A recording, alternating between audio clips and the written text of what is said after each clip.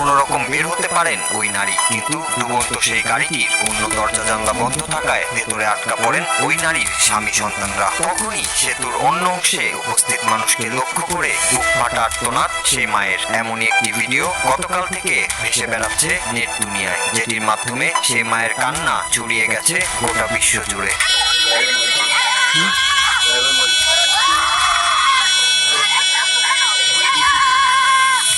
ভিডিওতে দেখা যায় সেতু ভেঙে পড়ার পর নদীতে ছড়িয়ে ছিটিয়ে আছে ট্রাক, পিকআপ ও গাড়ি। সেখানেই বুক পানিতে দাঁড়িয়ে সন্তানকে বাঁচাতে আকুতি করছেন ওই মা। আশেপাশের গাড়ির হর্নের শব্দ পেরিয়েও ভেসে আসে সে মায়ের আত্মচিৎকার, আমার সন্তান জলে ডুবে যাচ্ছে, দয়া করে কেউ বাঁচান। তার এই আর্তনাদ পৌঁছে যায় সেতুর ওপর পর্যন্ত, আর সেখানেই দাঁড়িয়ে থাকা এক ব্যক্তি মুঠোফোনে সেই ভিডিও ধারণ করেন, যা পরে সামাজিক মাধ্যমে ছড়িয়ে পড়ে।